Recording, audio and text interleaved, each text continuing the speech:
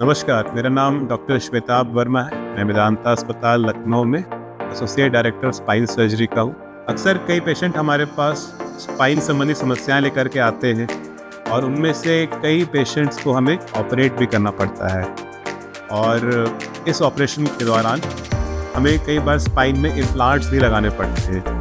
तो अक्सर पेशेंट पूछते हैं हमसे कि क्या ये इम्प्लांट सेफ़ है, इनकी लाइफ कितनी होती है और इसको लगाने से कोई शरीर में कुछ और बदलाव तो नहीं आएंगे। तो आज मैं आपसे इन्हीं स्पाइनल इम्प्लांट्स और स्पाइन सर्जरी के बारे में बात करना चाहता हूँ। आपके शरीर में जो स्पाइन की जो 33 हड्डियाँ हैं, हर जगह की हड्डियाँ अलग होती हैं, उनमें अलग अलग प्रकार की व्याधियाँ होती हैं और जब हम ऐसी स्थिति आती है कि हमें स्पाइन को ऑपरेट करना पड़े तो किन्हीं कंडीशंस में हमें उनमें इम्प्लांट से उसे फिक्स करना पड़ता है कि इम्प्लांट्स हमारे स्पाइन को सर्जरी के बाद मजबूती देते हैं। तो कुछ कंडीशंस ऐसी होती है जहां पर यंग पेशेंट्स होते हैं, उनमें स्पाइन में लचीलापन होता है, डिस्क की प्रॉब्लम होती है, एक तरफ की प्रॉब्लम होती है, दोनों पैर में कोई दिक्कत नहीं होती, केवल एक ही पैर में दिक्कत होती है, या अदरवाइज स्पाइन स्टेबल है। उन कंडीशंस में देखा जाता है कि इम्प्लांट्स की आवश्यकता नहीं पड़ती है। लेकिन कई बार कुछ पेशेंट्स ऐसे हमारे पास आते हैं जिनके स्पाइन में 1, 2 नहीं 3 या कई बार 4 लेवल्स पे प्रॉब्लम होती है और साथ साथ कई बार एक के ऊपर एक हड्डी खिसकी होती है, जिसको हम स्पाइनल इंस्टेबिलिटी या स्पॉन्डाइलोलिस्थेसिस कहते हैं। उन कंडीशंस में हमें स्पाइन में इम्प्लांट्स फिक्स करना पड़ता है, क्योंकि वही इम्प्लांट्स आपके स्पाइन को वापस से वास्तविक स्थिति में रखते हैं, नसों को मेंटेन करते हैं और आपके शीघ्र चलने में सहायक होते हैं। इसके साथ साथ एक और कंडीशन ऐसी है जब स्पाइन में फ्रैक्चर हो जाता है, जब स्पाइन में हड्डी टूट जाती है, तो उस कंडीशन में पेशेंट को सर्जरी के बाद फिजियोथेरेपी रिहैबिलिटेशन के लिए जल्द से जल्द खड़ा करने के वक्त हमें स्पाइन को स्टेबिलिटी देनी पड़ती है। तो जैसे कि आप देख सकते हैं, ये एक स्पाइन का मॉडल है, ये आपकी स्पाइन की हड्डी है, इसको वर्टिब्रे कहते हैं। यहाँ पर आप देख सकते हैं कुछ इस प्रकार के स्पाइन के इम्प्लांट, जिसको हम पेडिकल स्क्रूज कहते हैं, ये स्क्रू के फॉर्म में आते हैं। ये लगाए गए हैं ताकि ये एरिया जो हिल रहा था अब ये बिल्कुल फिक्स हो गया है। साथ साथ आप देख सकते हैं कि नसों पे दबाव भी निकल गया है और बीच में एक स्पेसर लगा दिया गया है, जिसके द्वारा ये स्पाइन अब बिल्कुल नॉर्मल पोजीशन में है और ये अब अनस्टेबल नहीं रहा। तो इम्प्लांट लगने से एरिया मजबूत हो जाता है, आपका चलना फिरना तुरंत शुरू हो जाता है। इसका फायदा क्या है?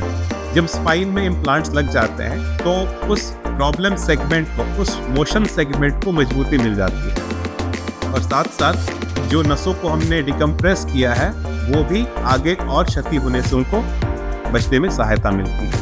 नतीजा, पेशेंट जिनको आप बेड पे लिटा सकते थे उनको हम जल्द से जल्द खड़ा कर सकते हैं, उनका फिजियोथेरेपी रिहैबिलिटेशन बहुत जल्दी शुरू हो जाता है और पेशेंट जल्द से जल्द काम को भी वापस लौट आता है। दूसरी बात, ये इम्प्लांट किस चीज़ के बने होते हैं? अब ज़्यादातर इम्प्लांट्स जो हम लोग स्पाइन सर्जरी में यूज़ कर रहे हैं वो टाइटेनियम मेटल के होते हैं। पहले के ज़माने में स्टेनलेस स्टील के इम्प्लांट आते थे जिनकी एमआरआई के साथ कंपैटिबिलिटी थोड़ी सी संदिग्ध होती थी, लेकिन अब टाइटेनियम इम्प्लांट्स आ गए हैं और साथ साथ और स्टिल नए इम्प्लांट्स लाइक कोबाल्ट क्रोमियम के भी इम्प्लांट्स आ रहे हैं।